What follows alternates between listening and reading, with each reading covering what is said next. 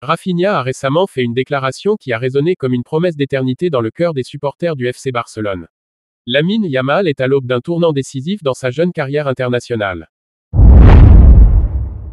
Rafinha a récemment fait une déclaration qui a résonné comme une promesse d'éternité dans le cœur des supporters du FC Barcelone. Dans un football moderne dominé par les transferts et les carrières éclatées, ces mots ont eu la force d'un serment, il souhaite passer toute sa carrière au Barça. Une prise de position rare, presque romantique, qui rappelle une époque où l'amour du maillot primait sur les logiques de marché. Depuis son arrivée en Catalogne, le Brésilien a su s'imposer comme une pièce essentielle du dispositif barcelonais. Transféré depuis Leeds United, il a rapidement trouvé ses marques dans un collectif exigeant, porté par une tradition de jeu basée sur la technique, la créativité et l'intelligence tactique. Son intégration a été aussi rapide que naturelle, comme s'il avait toujours appartenu à cette équipe. Dans une interview accordée à la presse, Rafinha a été clair, sans détour ni langue de bois. Il a affirmé: « Je veux passer toute ma carrière à Barcelone. » Une phrase simple, mais puissante, qui tranche avec les discours souvent prudents des joueurs professionnels. Elle témoigne d'un attachement profond, sincère, presque viscéral à son club actuel. Ce type de fidélité est devenu rare dans le paysage footballistique contemporain. Les carrières sont souvent dictées par les opportunités économiques, les ambitions personnelles ou les stratégies d'agents.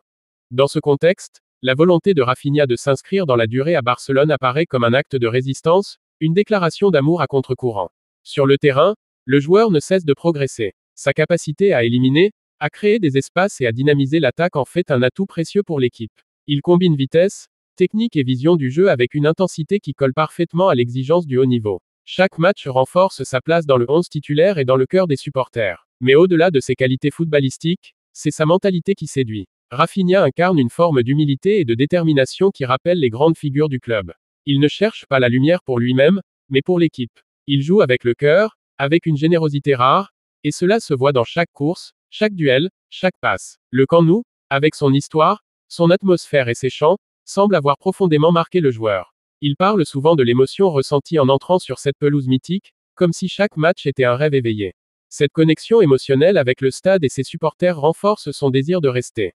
En dehors du terrain, Rafinha s'est également construit une vie stable et épanouie. Sa famille s'est installée à Barcelone, ses proches s'y sentent bien, et cela compte dans la décision d'un joueur. Le cadre de vie, la culture catalane, la proximité avec la mer et la ferveur populaire créent un environnement propice à l'épanouissement personnel et professionnel. Sur le plan sportif, ses ambitions sont claires. Il veut gagner avec le Barça. Pas seulement participer, mais inscrire son nom dans l'histoire du club. Il rêve de soulever la Ligue des Champions, de remporter la Liga, de vivre des soirées européennes inoubliables sous les couleurs blaugrana. Il ne veut pas être un simple passage, mais une légende. Hansi Flick, l'entraîneur du club, voit en lui un élément stratégique. Sa polyvalence, sa capacité à jouer sur les deux ailes, à repiquer dans l'axe ou à déborder, en font un joueur précieux dans les schémas tactiques. Il est à la fois un finisseur et un créateur, un joueur capable de faire basculer un match à tout moment. Les supporters, eux, ont accueilli sa déclaration avec enthousiasme. Sur les réseaux sociaux, les messages de soutien et d'admiration se sont multipliés. Beaucoup y voient un signe fort, une preuve que certains joueurs croient encore à la fidélité, à l'engagement, à la construction d'une histoire commune avec un club. Sur le marché des transferts, cette posture renforce sa valeur. Un joueur talentueux, performant et loyal est une denrée rare. Mais son attachement au club pourrait bien dissuader les prétendants. Il ne s'agit pas seulement d'un contrat, mais d'un engagement affectif, presque spirituel. Dans un monde où le football est souvent réduit à des chiffres, des statistiques et des clos, Rafinha rappelle que ce sport peut encore être une affaire de passion. Il incarne une vision romantique du jeu, où l'on choisit un club comme on choisit une famille, un foyer, un destin. Si ces paroles se traduisent en actes, le FC Barcelone pourrait bien tenir l'un de ses futurs emblèmes. Un joueur qui ne veut pas simplement marquer des buts, mais marquer l'histoire. Un homme qui a choisi de s'enraciner, de construire, de rêver en blaugrana. Lamine Yamal est à l'aube d'un tournant décisif dans sa jeune carrière internationale. Selon les révélations de Diario Sport, le sélectionneur espagnol Luis de la Fuente serait prêt à inclure le prodige du FC Barcelone dans la prochaine liste de la Roja, à une condition bien précise, qu'il joue contre le club brut. Une décision qui, derrière sa simplicité apparente, révèle une stratégie fine et une volonté de verrouiller l'avenir du joueur. Ce choix n'est pas anodin. Yamal, né en Espagne mais issu d'une double culture marocaine et équato-guinéenne, est éligible pour plusieurs sélections nationales. Dans un contexte où les grandes fédérations se livrent une bataille silencieuse pour attirer les talents précoces, chaque minute de jeu devient un levier diplomatique. L'Espagne, consciente du potentiel exceptionnel de Yamal, veut agir vite et marquer son territoire.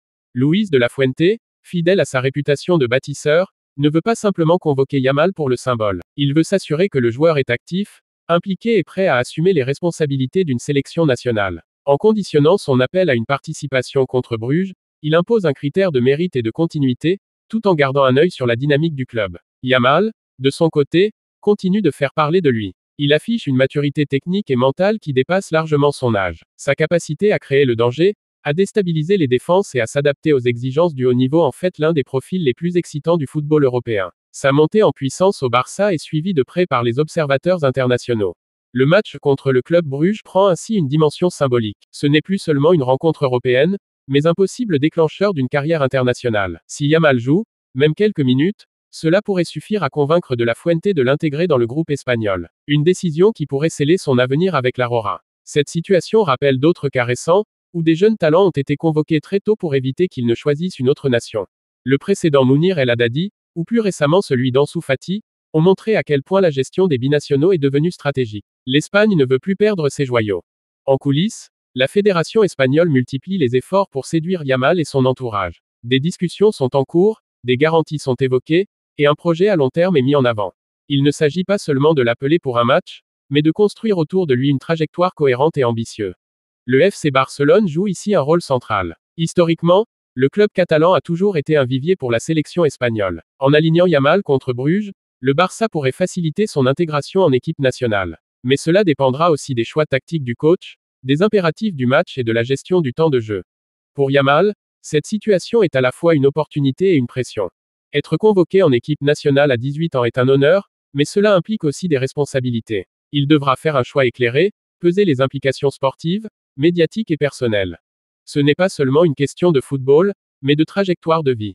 Les supporters espagnols, eux, suivent cette affaire avec passion. Beaucoup voient en Yamal le futur visage de l'Aurora, capable de redonner du souffle à une équipe en quête de renouveau. Son style de jeu, audacieux, technique et instinctif, correspond parfaitement à l'identité footballistique espagnole. Si la convocation se confirme, elle pourrait marquer le début d'une nouvelle ère. Une génération de joueurs formés au Barça, intégrés très tôt en sélection, porteurs d'un football fluide et offensif. Luis de la Fuente semble vouloir miser sur cette jeunesse, avec Yamal comme figure de proue. Mais rien n'est encore acté. Tout dépendra de la feuille de match contre Bruges. Une absence, une blessure ou un choix tactique pourrait repousser cette intégration.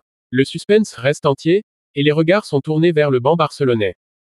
Au-delà du cas Yamal, cette situation illustre les nouvelles dynamiques du football international. Les sélections doivent désormais agir vite, convaincre tôt, et construire des projets solides pour attirer et retenir les talents. Une course contre la montre où chaque minute de jeu peut changer une destinée. Voici que nous sommes arrivés à la fin de cette info. Merci pour votre attention. Pour la suite, restez connectés.